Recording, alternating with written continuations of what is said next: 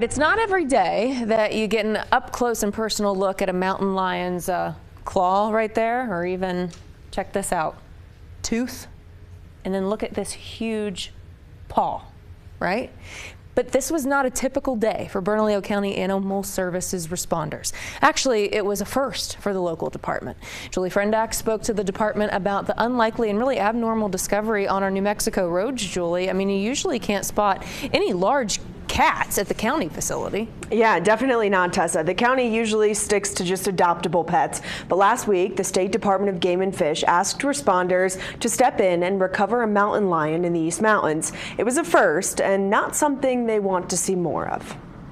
Workers at Bernalillo County Animal Care Services have seen a lot of things come through their doors. Like bear cubs, alligators, other exotic animals. We have, we get a lot of like deceased badgers. But these paws were different. This is our first mountain lion that we've had in our facility. A county officer saw a deputy pulled over in the East Mountains last week.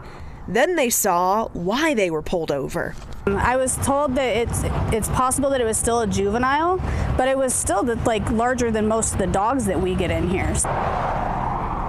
They believe someone hit this mountain lion with their car near to Harris. I mean, it's devastating that unfortunately it was deceased, but it's something that you don't see every day. The county can't provide any medical care for large cats and exotic animals. It can only lend support to Game and Fish. You typically don't see them because they tend to be fairly secretive. Vaughn says there are few things that can draw these large cats close to the public they typically fear. They can be drawn into those urban areas a little bit when there's the presence of a human-created food source. If people are feeding deer and things like that, then obviously the deer themselves become a food source for those mountain lions to come into town. And with their fear of humans can also come aggression. They're defensive, just like humans. If they feel like they need to be defensive, they're going to be defensive. Just generally try and appear as large as possible. Then if it continues to approach you, start yelling. You can throw rocks or sticks at it to kind of try and scare it off. Our state is working with the Federal Highway Administration to make our roads safer for wildlife through the first of its kind Wildlife Crossings pilot program.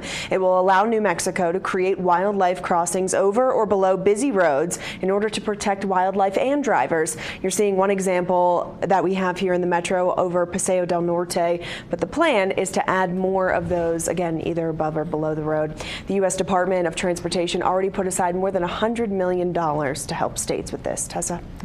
Well, I mean, yeah, to see those paws, it was a big cat. Yep. Julie, thanks.